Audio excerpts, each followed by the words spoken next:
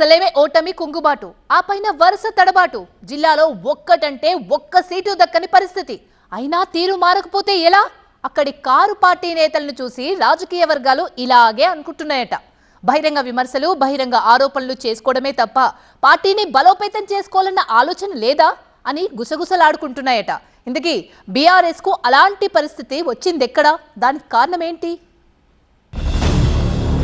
Aswaraopeta BRS లో అగ్గిరాజుకుందా నేతల మధ్య విభేదాలు రోడ్డున పడ్డాయా ఇద్దరు మాజీల మధ్య మంటలు దేనికి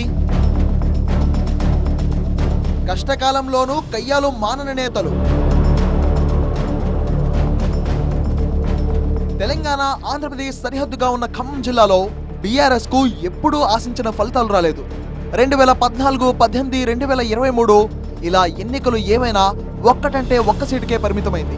If it's family, it has to be home. If it's home, it has to be Aparna. Saluting the spirit of every couple's sacrifice to build their dream home. అయితే ఆ తర్వాత ఇతర పార్టీల ఎమ్మెల్యేల చేరికలతో పార్టీ బలంగానే అనిపించినా అది వాపే అనిపించింది తప్ప పెద్దగా ప్రయోజనం అయితే కనిపించలేదు. అలా ఇప్పుడిమప్పుడు చేరిన నాయకుల మధ్య ఇప్పుడు మంటలు రాజుకోవడం ప్రతిపక్ష పార్టీని ఇబ్బంది పెడుతోంది. అశ్వరావుపేట నియోజకవర్గంలో ఇద్దరు మాజీ ఎమ్మెల్యేల వర్గాలు తీవ్ర స్థాయిలో కుమ్ములాడుకుంటున్నాయి. దీంతో మొన్నటి ఓటమి అటుంచితే ఇప్పుడు అసలు పార్టీ ఉందా లేదా అన్నట్టుగా తయారైంది పరిస్థితి. అసలే అశ్వరావుపేటలో అంతంత మాత్రంగా ఉన్న బీఆర్ఎస్ కు ఇప్పుడు నేతల మధ్య విభేదాలు పుండు మీద కారం చెల్లినట్టు తయారయ్యాయి. ఇతర పార్టీల్లో ఎమ్మెల్యేలుగా గెలిచి నాటి అధికార బీఆర్ఎస్ లో చేరి హవా నడిపించిన నాయకులందరూ ఇప్పుడు సైలెంట్ గా సైడ్ అయిపోయారు. పార్టీతో అంటీ ముట్టనట్టుగా వ్యవహరిస్తున్నారు.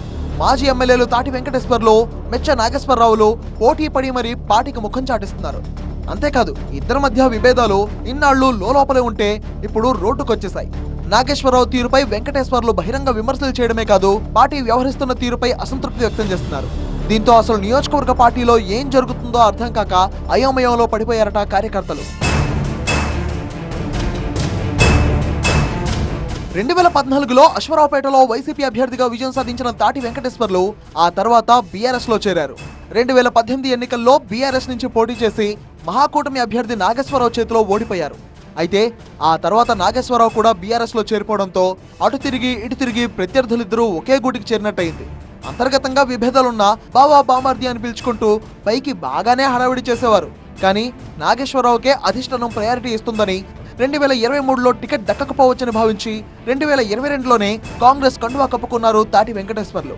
అయితే పొంగులేటి తుమ్మల కారణంగా అక్కడ కూడా ఆయనకు టికెట్ దక్కలేదు. దీంతో మళ్లీ గులాబీ గుడికి చేరి నాగేశ్వరరావుకు మద్దతుగా ప్రచారం చేశారు. అయినా సరే విజయం మాత్రం కాంగ్రెస్ అభ్యర్థి ఆదినారాయణకే దక్కింది. కాంగ్రెస్ అధికారంలోకి రాగానే ఈ ఇద్దరు నేతల అనుచరులు భారీ సంఖ్యలో కాంగ్రెస్ తీర్థం పుచ్చుకున్నారు. దీంతో అంతంత మాత్రంగానే తయారైంది బీఆర్ఎస్ పరిస్థితి. ఇలాంటి కష్టకాలంలో పార్టీని బలోపేతం చేయాల్సిన ఈ ఇద్దరు మాజీలు ఎవరికి వారే అన్నట్టుగా వ్యవహరిస్తున్నారు. వీరి వ్యవహార శైలితో పార్టీలో ముసలం పుట్టింది. తాజాగా నియోజకవర్గంలోని దమ్మపేట కేంద్రంగా నియోజకవర్గ ముఖ్య కార్యకర్తల సమావేశం నాగేశ్వరరావుకు చెందిన ఒక తోటలో ఏర్పాటు చేయడం, దానికి సంబంధించిన సమాచారం తాటి వెంకటేశ్వర్లకు ఇవ్వకపోవడం పెద్ద రచ్చకు కారణమైంది.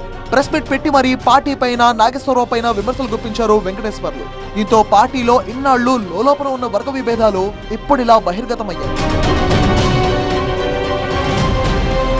అధికారంలో ఉన్నప్పుడు బీఆర్ఎస్ లో తెగ హడావిడి చేసిన నేతలు ఇప్పుడు మొహం చాటేయడం ఒకెత్తైతే ఈ ఇద్దరు మాజీ ఎమ్మెల్యేల మధ్య రాజుకున్న మంటలు మరో ఎత్తు అన్నట్టుగా తయారైంది. త్వరలో స్థానిక సంస్థల ఎన్నికలు రాబోతున్నాయి. మరి పార్టీలో ఈ విభేదాలు వర్గ పోరును బీఆర్ఎస్ ఎలా అధిగమిస్తుందో చూడాలి.